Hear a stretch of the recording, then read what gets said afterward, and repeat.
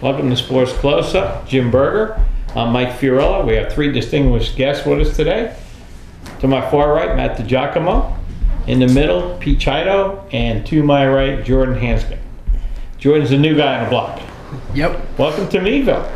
Thanks for having me. Tell us about your background, where you're from, and so forth.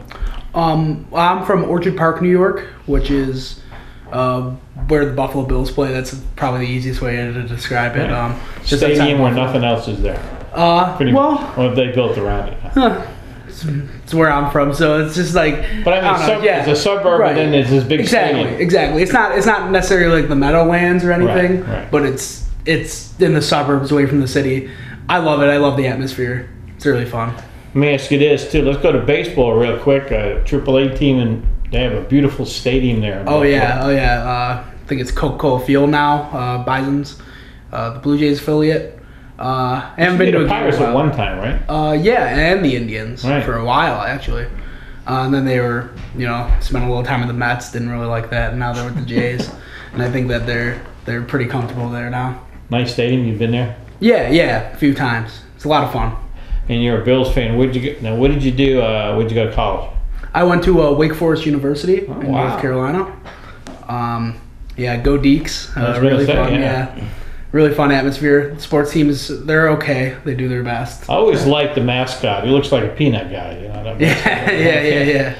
Wake Forest, but a very good academic school. Mm-hmm. I hope so. Great conference, the ACC. Mm-hmm. Got to see a lot of good basketball? Really good basketball. I saw Duke play a couple times, UNC. Really fun. Probably the coolest thing I saw was when Florida State won the national championship in football. Mm-hmm. They came to Wake, beat us 52-3, stomped us. I think we threw 6 interceptions in that game, and Jameis Winston was the biggest guy on the field. So it was really, really interesting to watch that. Who are some athletes that went to Wake Forest that are in the pros today in any sport? Tim Duncan, Chris Paul, a lot of basketball players. El Frugamino, Jeff Teague. I think Tommy Bohannon, the fullback for the Jaguars, is a very notable Wake guy. And the Bengals got a safety in the draft, Jesse Bates, who I think is really good. Real good, huh? So you're at Wake Forest. You graduated from there, and what happened after that? I worked at home for a little bit, and then I got the job here.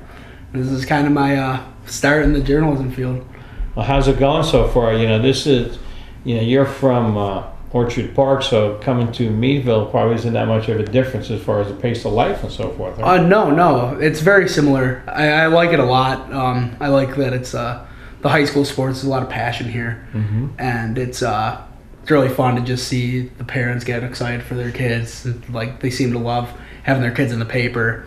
And I think that's just a cool small town atmosphere. And you're getting to meet the new the coaches, and getting familiar with them. Mm-hmm. Matt and Pete have been here for a while, so they know the coaches pretty well. So yeah. Get an interview or so forth. So you introduced me. So I saw you at a lacrosse game a while back, and you introducing yourself to the coaches.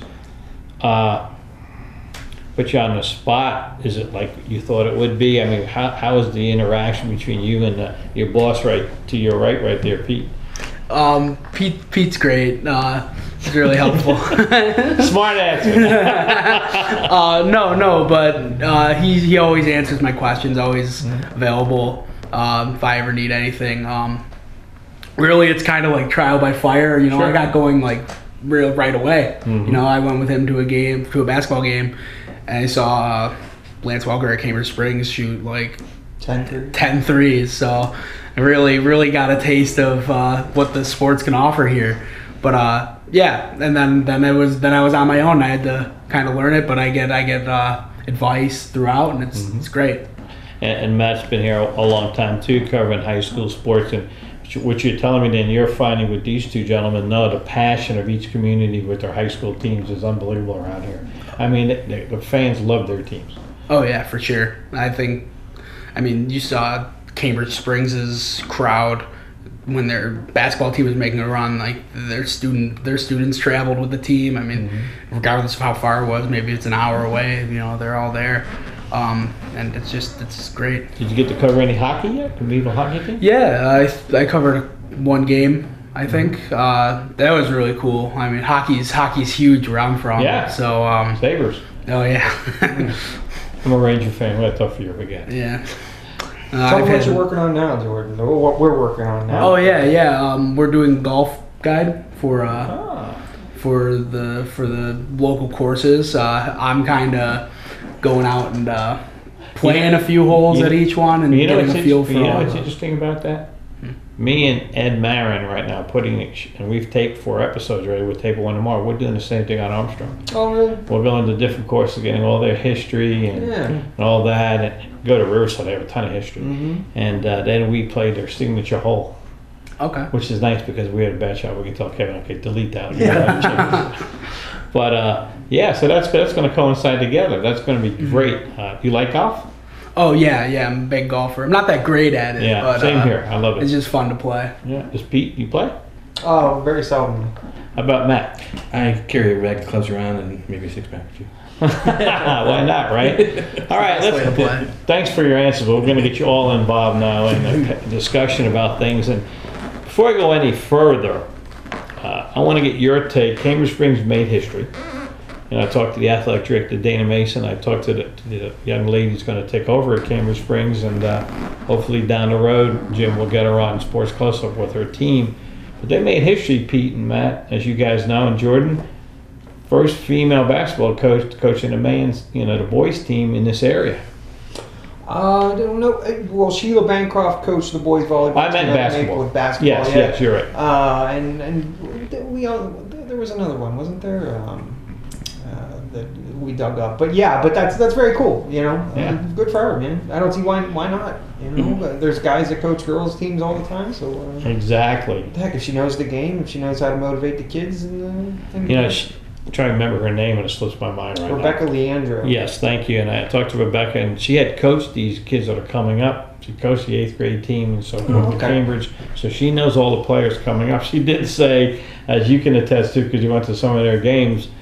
The Cub is pretty bare coming back next year for Cambridge. They had a lot of seniors. Yeah, but she feels excited about coaching these kids that she knows, and she's all pumped up. And I think it's going to bring some excitement in this area. I really do. That's kind of cool. Yeah, sure. It's kind of, we look at it as being history making here, but it's not really that unusual anymore. There have been high schools across the country that have had it.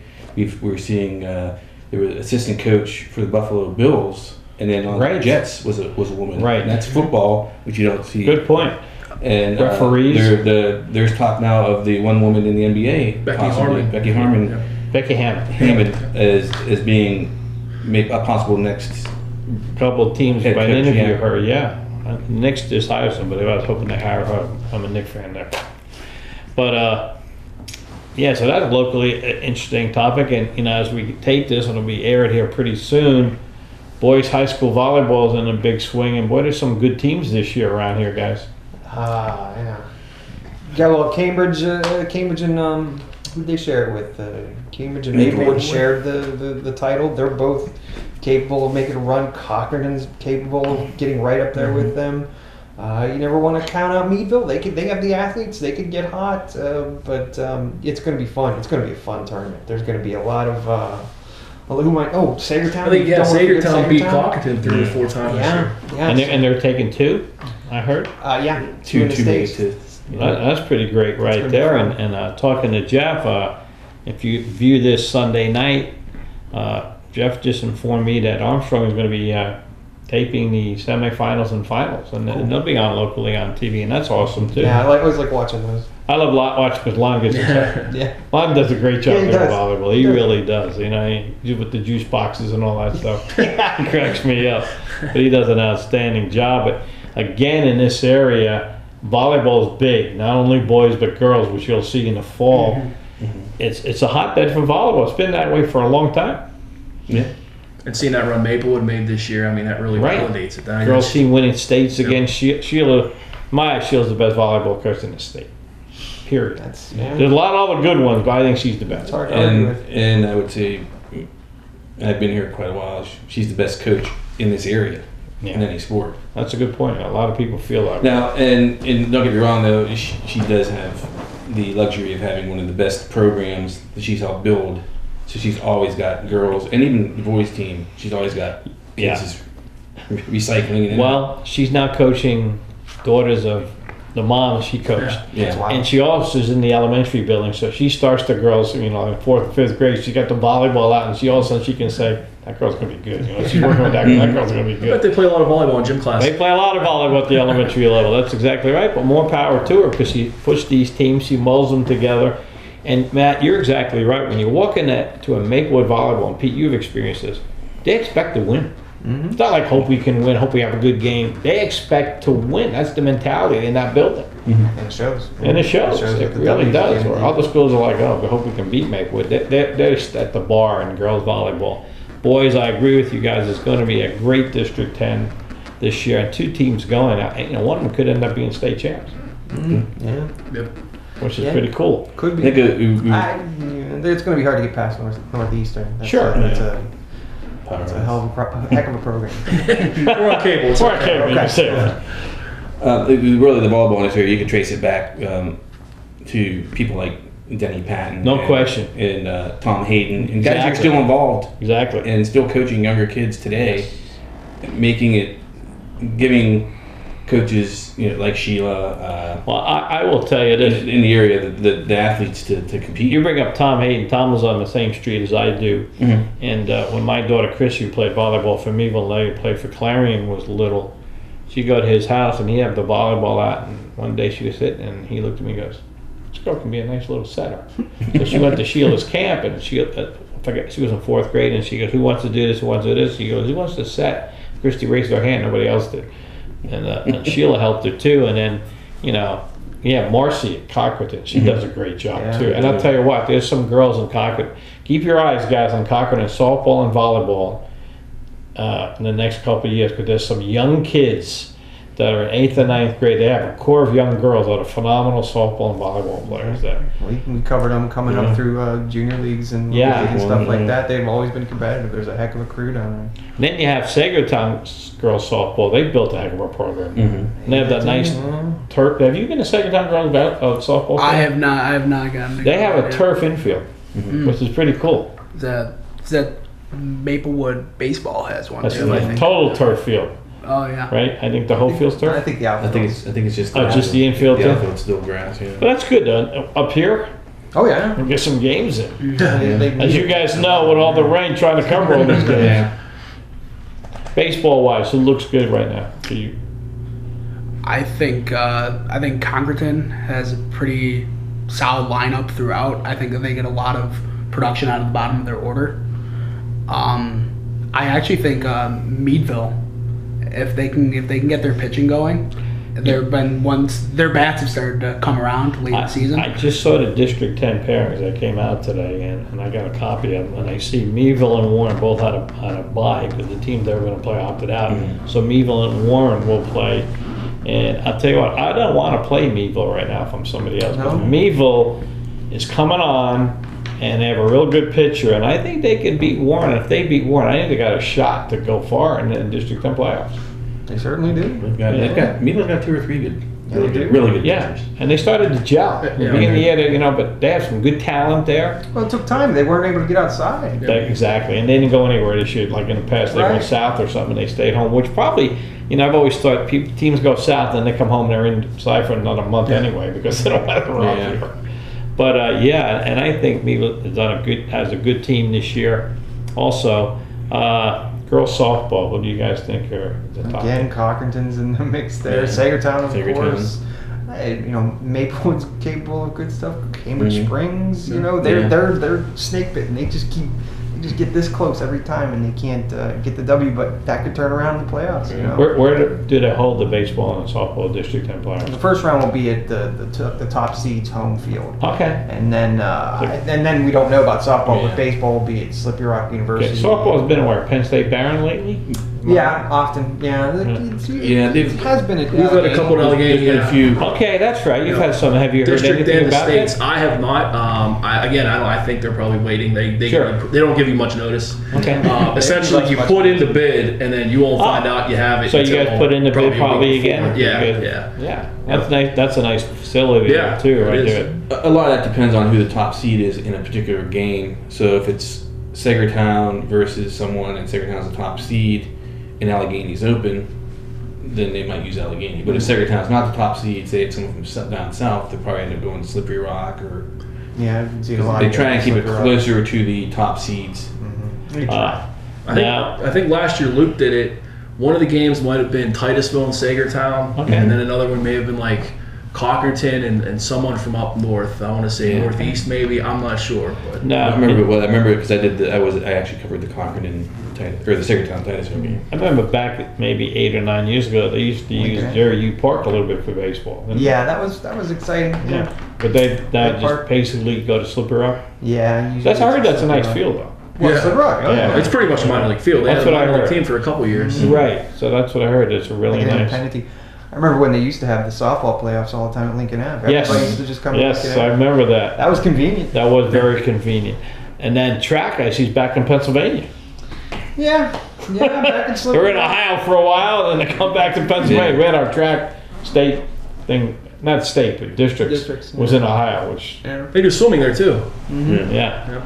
So, It's a nice facility. Yeah. and that's what I heard. It's really, I haven't been there, but I heard it's It's nice. not a terrible drive for us, but I can't imagine coming from like New Wilmington and driving Right. all the way out to There's a story, Geneva, Ohio, or something like that. Geneva. Yeah, But now it's a Slippery Rock, and their facility is good. So, It's about equidistant for us, really. I mean, Yeah. it's going to be the same, roughly the same drive. Meadville girls had another great year, and the boys surprised everybody and won the region. Hats off to the Meadville track program. Mm-hmm. And they've done a great job with that. I want to go back to Sagertown softball because Coach McKissick's done a great job with that program. And he coaches them all summer. Yeah, his summer league team. His summer league team, he gets some players, and they've done a real good job. And they go all over the place. And Frequent guests on Sports Close. yes, we've had them on a few times also. Thanks, Jim. You're exactly right. So, you're going to get embedded with all these sports here, Jordan. You're going to love it. And you talked about basketball, and a couple years ago, Meadville made that unbelievable run out of nowhere. Let's be honest. I mean, if you sat here at the table, nobody said Meadville was going to make it to the state championship game. They beat a Morris team, which was loaded down in Slippery Rock with a phenomenal game. I mean, they beat some teams with their best player on the bench because he fouled out. Wasn't in foul trouble. He's going to Notre Dame now. Who's that that? kid from Morris, Carmody. Yes, Carmody's going to Notre Dame, but and it really gets the area excited when these teams do well. The Maplewood volleyball team was recognized at the Station 3 banquet, and that was pretty cool. And we talked about hockey as well. I mean, it's huge. If they didn't have to face the Red Army team, that'd be in the state finals this year, probably. Am I allowed to say that? I'm sorry. And watching Dan Craven and his son do the games too is awesome. They get into it, yeah. I mean, Dan's still mad about that game. Dan thinks they got hosed at that game, and we'll tell whoever listens that he thought Meadville got hosed at that. Really? Will you cover that Yeah. game? What'd you feel about that game? Did you think- Hosed in what way? He just thought the referees were a little. No? Well, there was that one goal that was called back, right? Yeah, he was That's pissed the about one. that. That's what he said. Yeah. He thought that should never been called back. You might be right. I didn't see the replay. That happens. They weren't there a pro team that just had something like that happen to them? Yeah, so well, if the referee loses the side of the puck, he's going to go to the yeah. rest of the It happened to the Penguins Well, like the twice. Penguin game, Yeah. and you see it on TV, the puck's in the net. Right. Yep. Let's talk about the NHL real quick here. Let's talk about the NHL playoffs. Tampa Bay last night came back and beat Washington, and Washington, after Washington won 2 in Tampa Bay, was surprised the heck out of me. If you had to pick a team to win that Stanley Cup, who are you going with this year? I hate to say, I like Winnipeg actually. I think Washington. I've been watching a lot. It's probably my favorite sport going on right now. Washington, they have the firepower, but they just get snake bit, and something always happens. They got past the Penguins this year, but have they ever been to a final? Maybe this is the year. It seems like Ovechkin's, finally being a playoff Ovechkin, but I think they'll get past the Lightning, but I think Winnipeg, how they're handling Las Vegas, and I think Las Vegas, they're the best. That's the team I'm rooting for. Marc-Andre Fleury has always been my favorite player since 2005, and he's carried that team on his back, much like he did with the Penguins last year before Matt Murray came in and stole his thunder, which a lot of people forget about. I'll get off my soapbox now. But Big Penguin fan. I think that Las Vegas is going to have trouble scoring goals. That seems to be, they're averaging like under 3 goals a game in the playoffs, and you get this far. You can ride Fleury. He's going to be good, but I just think it's going to run out. And Winnipeg's pretty loaded. So you're picking Winnipeg? I'm picking Winnipeg versus Washington. I'm going to take Winnipeg. I think if Washington does not win the 4th game, if Tampa beats them again in Washington, I think Washington could be in trouble. I think the pressure's going on the Caps because what you just said, Jim. They've been knocking on the door and they find a way to lose all the time. Yeah, and what's interesting though, this is their best team they've had in a long time. But then last year when the Penguins knocked them out, everyone said, this is the Capitals' window is closing and the cupboard's going to be bare. But they came back this year and have done so well. And Tampa Bay, actually, I think they were probably one of the best teams, if not the best team in the East in the regular season. They have some talent, Stamkos and Kucherov, and Vasilevsky's probably the best goalie remaining, not Fleury. So, but yeah, I mean, I think that they can outscore the Lightning. I really do. Vasilevsky's been a little shaky, and it seems like Holtby is back to his. I can't believe that they benched Holtby for a while there too. But yeah, I mean, maybe next year for Washington, but I just can't see them making the next step. You guys, any feeling that? I agree with everything he said. I think Winnipeg on paper is for sure the best team, but it just kind of seems like the year for the Caps when you think about it. I mean, they didn't build their team this year the way that they always did. They would always get the free agent and the big name, and this year they kind of adopted the Penguins model where they have their star core, but then they build around it with some young, hungry players. You're getting production out of Varna, Burakovsky. A kid, there's an Australian kid on their team that is pretty good now, and I just think that they seem a little hungrier now. Ovechkin's always had playoff production. He's always been known as the choker, but really he's over a point per game player, and you finally have arrested Holtby. I agree with you. If they can win the next one, I think that they'll be able to get past Tampa. Tampa's a great team, but I don't know. Hockey's weird. Hockey's fluky. Ovechkin is an interesting person because he's the kind of player that you don't like unless he's on your team. If you're a Buffalo fan, a Ranger fan, a Penguin, you don't like him because he gets under your skin because he is good. No, Tom Wilson's the one I hate. He's the dirtiest player in the NHL for the Capitals. Talking about that Penguin series, the fact they didn't have Backstrom pretty much the whole series, and they still pretty much handled the Penguins. Yes, that was pretty impressive. The Penguins' shortcoming this year was their defense. The defense, and they didn't have any balanced scoring in the playoffs. All the goals were scored by Crosby, Gensel, and Hornquist. They made a couple trades where I think they wish they didn't make them now. Kessel was hurt, and Malkin was hurt. He might have had a MCL. Cole trade, I think they wish they had him. Our buddy. Yeah, I was sad to see him go. But I think they wish they had him back because he was a studied defensive player for them. He was. And Letang really didn't play well in the playoffs. Yeah. Let's get to the NBA playoffs, guys. As we tape this, the Cavaliers are down 2-0 to the Celtics. And by the way, the Celtic coach has done a great job. He lost two best players. He didn't get one vote for Coach of the Year.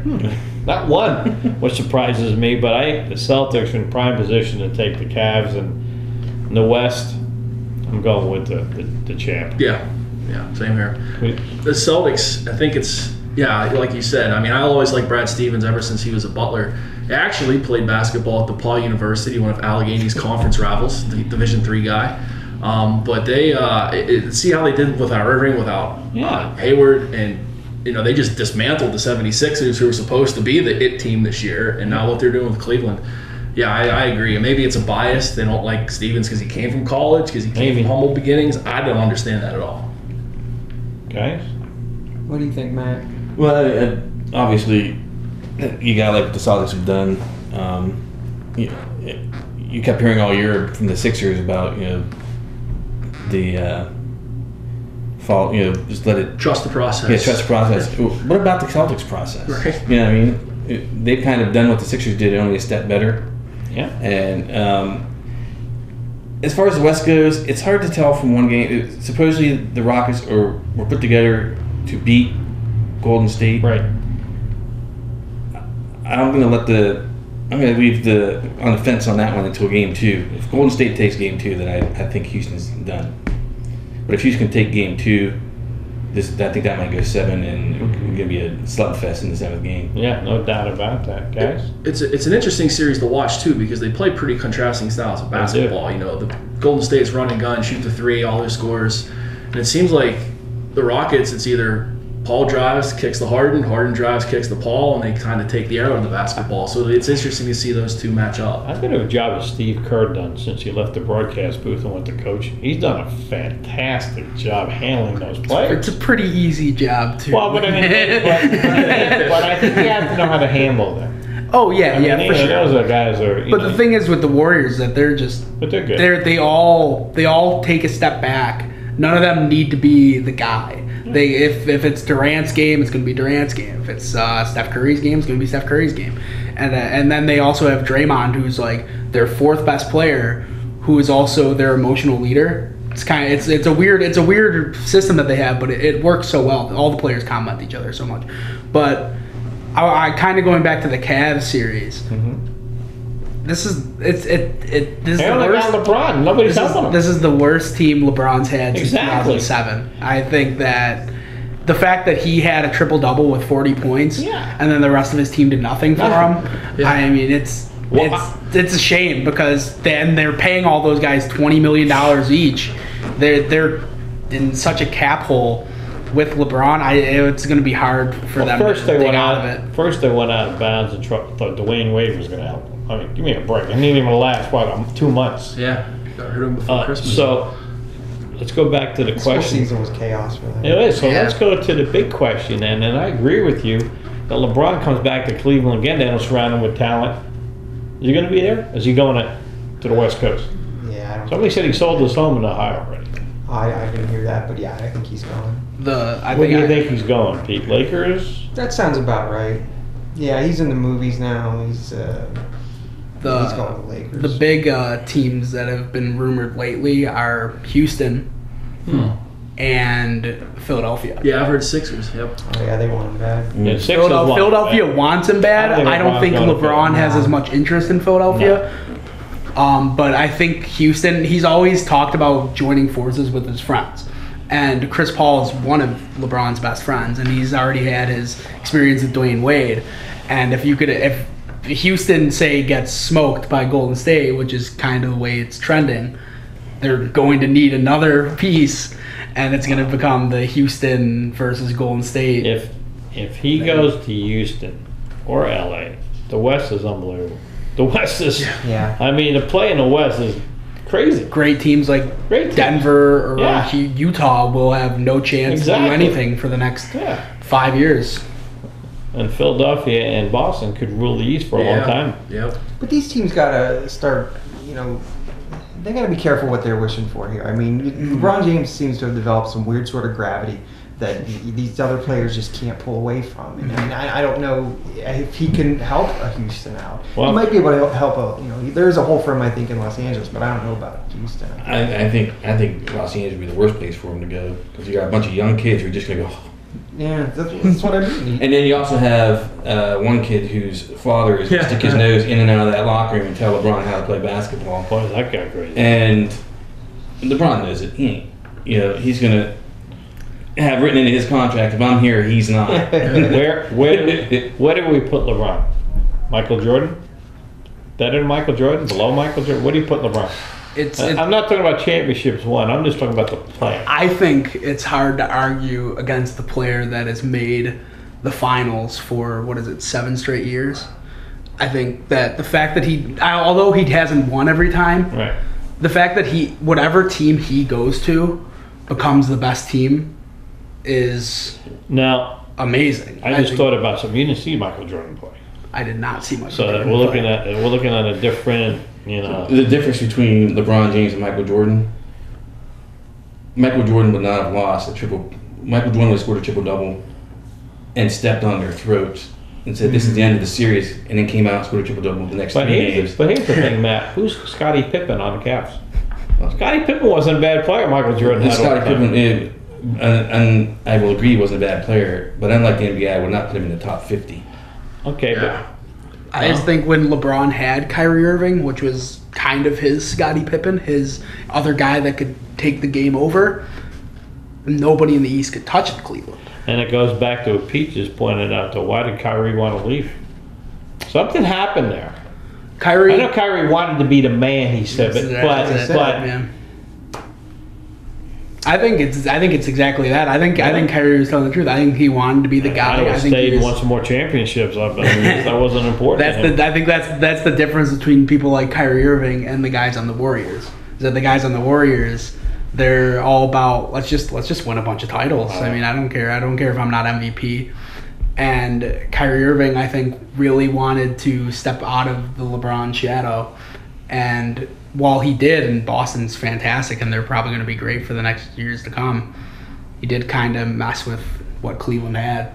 Yeah, and Cleveland hasn't rebounded from that. Because Well, the big question is, if you're the Celtics, do you try and shop him now because you've got a point guard who's doing every bit as good as he was doing? That's a good point. Yeah, that's a real good point. And the NBA draft is going to be coming up. Mm-hmm. And if you want to shop to somebody to get maybe an extra pick, they've got 2 picks in the draft. Right? Say, hey, Irving and one of ours for your number 2, number 3 pick, whatever. Yeah, that's a good possibility for the Celtics. So, Beantown's looking good. If you want to go to MLB right now, talking about Beantown, the Red Sox are looking good. My Yankees are looking good. The American League. Cleveland's falling on some tough times right now. They got some injuries in their bullpen. But I think they got a great manager, Tito Francona. I love Tito Francona. Hands down, one of the best in the game. I thought the White Sox were going to make the playoff. They're dismal. But I don't know why I picked them. I'm a White Sox guy. What did you see? I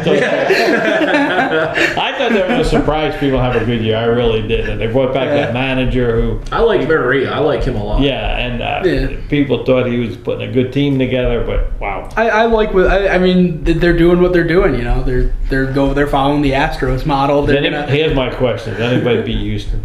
I mean, Houston's loaded. They get Garrett Cole from Pittsburgh. He's a Cy Young Award winner now. They got Morton 2 years ago from Pittsburgh. He's still pitching well. You got Verlander from Detroit who couldn't get anybody out. They correct his arm angle. That's what they did last year when they brought him in. They had him look at tape. I don't think he's lost. They had him look at tape. I don't know if you guys noticed. They had him look at tape, and the Van Scout sat with him and said, Justin, why don't you look at tape? This is 3 years ago in Detroit. This is this year. You tell us the difference. And he looked at the guy and goes, oh, my God, my arm angle is different. I go, just put it where it was.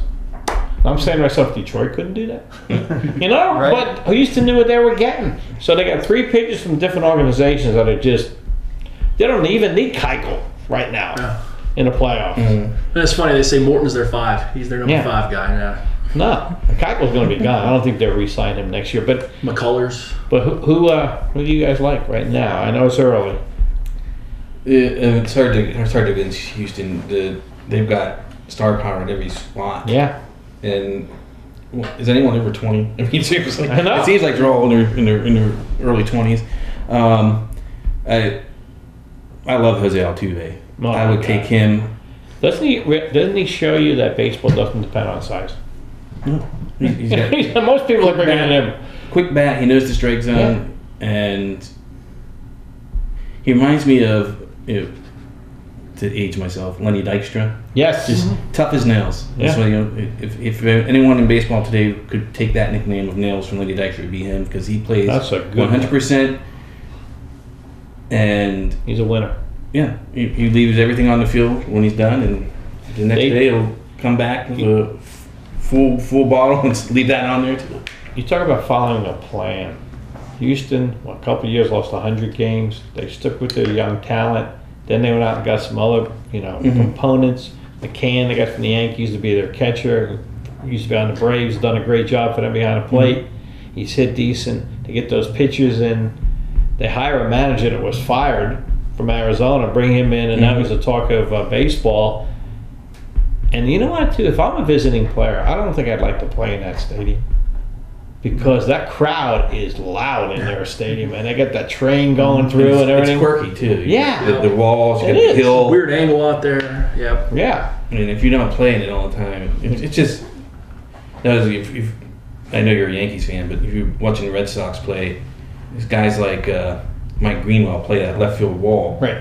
When you watch him play the left field wall, and you watch somebody comes in and play it, you're like, that's not how you do it. Yeah. Watch Mike Greenwell. That's right. Because they practice hitting balls off, and they know where they're going to bounce to. It makes a huge difference. You mentioned the Red Sox. one of my favorite players in MLB right now plays for the Red Sox is Mookie Betts. He's smashing. Mookie Betts Tremendous is player. a stud player, that young man. He does everything well. Yeah. Everything. Yeah. So I think, it's going to be interesting to see 3 or 4 years now how many players Houston can hold on to. But if I'm the Red Sox, I'm giving Mookie Betts a big contract now. Before I don't want him going anywhere. He's probably still pretty low paid too, right? This is only his third year. Yeah, he's not high paid. Yeah. He's like Judd for the Yankees. Aaron Judd. They're going to have to pay him a bootload of money. What I like about Aaron Judd is he not only hits home runs, he hits for an average. He can run, he can field, he can catch, and he can throw. He can also strike out 25 times. Well, I know, but in 25 bats. but he's the presence in the lineup. He's no Babe Ruth or Mickey Mantle when it comes to hitting for high average and not striking out. Well, everybody strikes out today, but you're right. They don't No, care. it's sad. Baseball It's has terrible. changed, It's right? Yeah. Yeah. It's all about launch angles, which I don't know. Well, you're not allowed to throw inside anymore because you might upset the guy. Yeah. Yeah. When Bob Gibson used to just rear back and hit you in the neck, and if you didn't like it, he would do it the next time you came to the plate. Remember Tim McCarver? He was an announcer for a while. He caught Bob Gibson. He tells this story. He goes, there was his rookie come up and he's digging in, and McCarver goes to the rookie, "You don't want to do that." The rookie goes, "Why?" He goes, "Gibson's not going to like that." He goes, "I care less about Gibson." McCarver goes, "Okay, I warned you. First pitch, boom, he's on his butt." And McCarver goes, I told you, Gibson doesn't like what people dig in. He goes, "Can you go out there and tell Mr. Gibson I won't do it again?" But you're right. Don Drysdale, those pitches, they not. Nolan Ryan. Nolan Ryan.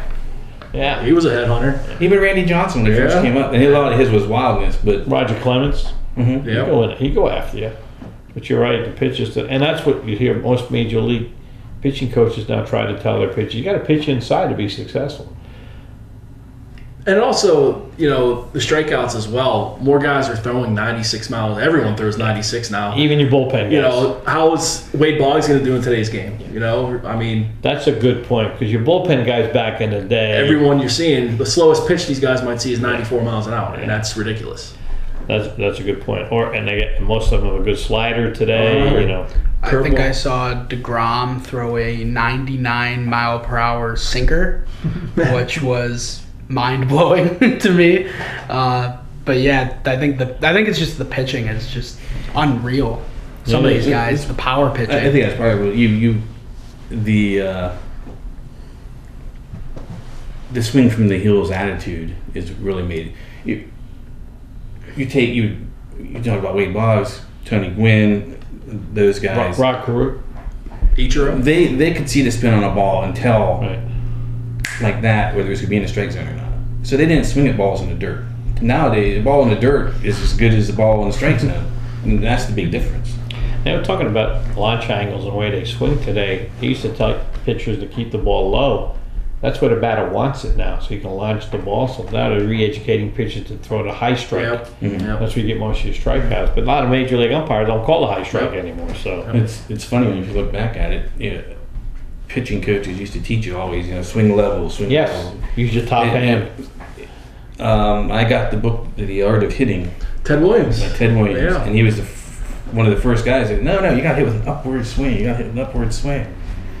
Yeah, the guy was the last guy hit 400, had 500 home runs, was a fighter pilot, was John Glenn's wingman, fought in World War II and Korea. Lost about 5 years of his career. Yep. Where would he be on the all-time list? Oh, yeah. He said he always wanted to be the greatest. He always wanted to be known as the greatest hitter that ever lived. In my opinion, probably is. was. Yeah, he Maybe is. Stan Musial a close second. But there's a guy who has a book out telling you swing upward, and now 40 years later, well, you got to do that Ted Williams thing. Yeah, It took him long enough. Not a all doing it. Exactly, because he had that Charlie Lau theory and all other guys' theory back then. But you're right. You also wonder what shifts are doing to the game as well. Shifts are crazy. That's- Shifts are taking away people's hits. Yes. But here's the thing, though. I don't understand this. If I'm leading off an inning and there's 3 guys on the right side and the other guy's in the shortstop hole. Bunt the ball. Yep. Put down a bunt and get on first base and start a rally. These guys, I'll get hit home runs, but that's how I get paid. Well, actually, last year in the ALCS, I remember Aaron Judge saying that thing. They played a huge shift on him. And he's trying to swing as hard as he possibly can. Dude, just put it down the third base line. Put it down, get on base. You're a professional hitter. You should be able to know where you're going to hit the ball. But they can't bunt today. That's true. Can't bunt. They can't hit the other way. Yep. No. It's all or nothing, which is interesting. Yeah, one of the first guys I ever ran a shift against was Ted Williams, and he's still full, and he's still at 350, 360 every year. And that's before all the analytics. Yeah. Now we have analytics on everybody, which is crazy. The guys home run, they tell you how fast the ball came in, how fast the ball came out, the launch angle, the spin, and all this. They can tell you exactly how far it went within a foot. Yeah. Although, you know what? Baseball is popular again in this country. Because all the jacks. Yeah. Fireworks go off, everybody else, people love it. I think there's that. I think it's also, I mentioned Altuve, you mentioned Judge, Kluber, you got some of these exciting players that are just dominating. Harper, Trout. Ohtani. A lot of, they're not only dominant, they're also bringing a little, little pizzazz, a little flair to it. Like when Harper's like, it's supposed to be fun. I'm gonna have fun. So and I think you're seeing that they're making it fun for the fans because it's fun for them. The league that doesn't do that enough is football. No fun league. It's like it's about the. Well, they did want to dance last year a little bit. I know, but that's like it's the NFL, not the player. Where in basketball and baseball they publicize the player. Football is all about the team, the Steelers, not their quarterback or the Redskins or whomever you like. I think the NBA has found like the perfect marketing plan, and that's why they're rising the fastest. Like you get players like the NBA welcomes social media feuds of their players. They love the individual more than they put the shield behind all the players. This is LeBron, he's our star. This is all these other guys. This is Draymond Green, he's the bad guy. Yeah, this is Draymond Green, he's the villain. Yeah. Embrace this villain. And I think it's just smart. And the NFL, they make all their players hide behind the helmet, and they're like, these are the Steelers, you're supposed to like the Steelers, you're not supposed to like Antonio Brown, even though Antonio Brown is incredibly fun, incredibly talented. Best receiver in the game, I feel, is Antonio Brown. I think a lot of that has to go, and this goes back to, it started really with Bird and Magic, and then Jordan kind of really took it to the next level, the shoe deals. Yeah. You can't really wear football cleats all over the place. You can't really wear baseball cleats all over the place. You can't wear ice hockey skates all over, but you can wear basketball shoes anywhere you want to. So they started letting the players market those things, and to where the player became more famous than the sport. And I think they've kind of ran with that, and that's why it's so much different now in that sport than others. And then McDonald's did a great job with those guys with the commercials. Remember those? I remember watching that. The Bird and Magic, and then Jordan sitting there eating their food. That's why Penny Hardaway was my favorite player. He had all those commercials. Right. Yeah. He was good, but And he had his shoes. I had his shoes. I did. Penny 8th grade. Hardaway. Remember Penny Hardaway? For the Magic, right? Yep. Him and Shaq, they were awesome. There's actually a 30 for 30 on them a couple months ago. It was very good. That's a guy I'm waiting to see what he does in Memphis, because I love the hire. I think he's from the area. He went to high school there. He went to college at Memphis. University of Memphis. That was a good hire. He coached high school basketball there the last couple of years. So he knows the area. He knows the kids. He's well known in the area. Yeah, his name's got so much cachet. That'd be like hiring Terry Bradshaw as your high school football coach. I chuckle now that the man who used to blast John Cappelletti at Kentucky for recruiting the one and dones, Mr. Duke Krzyzewski, now is all about one and dones. I mean, 8 years ago, he was blasting that one and done and blasting Calipari, and it's like he did a role reversal, saying, if I want to win another national championship, I better do this also.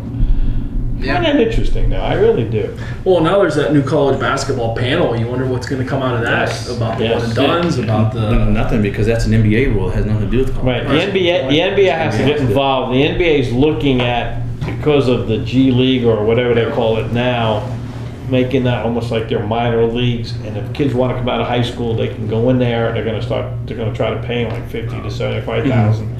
And then if they want to go to college, they're thinking that they have to stay 3 years. Is it Kind of like the baseball. Major League Baseball. Just like baseball, Yeah. yes. what is it? Basley, I think, is the first.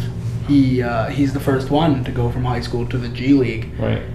He decommitted from Syracuse to Right. do that. And I wonder if the NBA thinks that he's going to be a trendsetter. I think that college still. Well, the NBA said the first thing they have to do is bring up the pay Mhm. for those Oh, kids. for They sure. can't live on 20,000. No. So they want to make the pay, and then they want to have enough where Orlando has their team, Syracuse has, everybody, not Syracuse, but all the pro teams have their team in an area they can bring the player up if there's an injury, whatever. And I think that'd be cool for the sport. I think nothing wrong with that. What do you guys think? The guy wants. I think it helped the sport tremendously. Yeah. It's better than, basically NCAA is the minor leagues now. Why Right. actually just have a minor league you can call the minor league? And then if you're coaching in the NCAA, you have this fellow for 3 years. Right. So you can go back and build your team again. Yeah, well, that's like what the NHL does too. You draft a kid out of high school, he's your rights for as long. I'm not sure. And what that's the what the Erie team. Bayhawks. Bayhawks get those kids out of high school and they live with families in Erie, but they play in the minor leagues. Otters. Oh, you're talking about hockey. Yeah, Bayhawks are basketball. Right. With the D League. Your And, G and, League team. and the Bayhawks are with, who are they with right now? Atlanta. Yeah, and Oh, yeah, Atlanta's that's going to right. have their own D League, whatever it's called, G League in Atlanta in a couple of years. So Erie's going to be looking again. Yeah, they're gonna move here. Isn't that right? Aren't they Yeah. moving here down that lane? Yeah, so they're going to be looking pretty quickly. And I think that all the teams in the NBA are going to have them close by, so Erie might be without a team sometime. Yeah, I mean, that'd be the perfect spot for Cleveland. Cleveland, right? I mean, that's Right down 90. You would think, unless some town in Cleveland wants it, right. like Youngstown or something might bid on it. Canton, do they have a team? There you go. Canton would be a good one. Yeah. Canton They does. have one already. Yeah, they do. Are they Caps? I think so. Jeff's telling us off camera. Jeff knows a lot about this off camera. We gotta get Jeff on camera. We do. sometime. We really do. Jeff just said that Canton is the G League team for the Caps. And that makes a lot of sense with that geographic proximity. Yeah. It does. And Erie in Toronto, if you want to. Toronto to Erie. Could work. I think Yeah. Toronto already has a Toronto Yeah. team. Yeah. Yeah. They just, It's have hard to them both, tell. they just have them both play in the same city. right. Yeah. I don't think it's gonna hurt NCAA or anything if they do. No. I think it's going to help. People are still gonna It'll watch their make- teams. you know- They're you know why? gonna watch their Because- March Madness. I think it's the greatest tournament in the world. I love March Madness. Yeah. Oh yeah. And every year there's a team that gets upset. Every year there's like Right? there's like 10 of them. Yeah. And then this year you had a great run. This- Loyola. Yeah. Wasn't that? It came out of nowhere. great. Yeah. And then this nun gets to be on TV all the time. They had a bobblehead with her, Sister Jean or whatever. Yeah, her name it's was. funny though. Like they were 29-5, and Yeah. like nobody thinks anything of them, and then they go Because on they this don't run. have the Kentucky Duke Right, name, you right. know, Syracuse. I agree. As good a story as that was, as soon as USMBC or US Maryland Baltimore County beat Virginia, this tournament's going to be wild. That's right. And Virginia was a lot of people's picks, including mine, to win the whole Yep, thing. mine too. Yep. You know, I mean, I had them winning the whole thing. Might put that poll As over. like following ACC basketball for a while though, if there's any team that will get upset in the tournament, point at Virginia every time because their offense Yeah. can get shut down so quickly.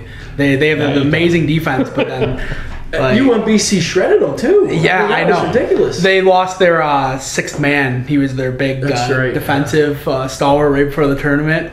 I mean, I didn't pick UMBC to beat them, but I mean, when you look back on it, you could definitely see, well, that one, you could see how it could happen to And a then- team like Virginia. And then in the second half, when it was like, holy cow, this is gonna happen. UMBC starts pressing Virginia. They had no idea how to handle it. Like, what is this? They're the number one team in the country. And you They know can't what's handle amazing press. about college basketball, even pro basketball, college basketball, first of all, if you have a couple good players, you have a decent team. And if you have players that can hit the three now, you can beat anybody. And if they're on that day and you have three players hitting threes, you can beat Duke, you can beat them all. Right. Kentucky. The funny you bring that up. It's been happened 2 years ago with that Meadville team. They had Yes. three really good guys, That's right. and they could hit threes. Yep. And they had a guy in the middle who Yeah. Good block and rebound. Yeah. And talking about that, I'm going to put these two gentlemen on the spot a little bit. If you want to answer this question, I'm talking about Matt and Pete. You guys have been here for a while.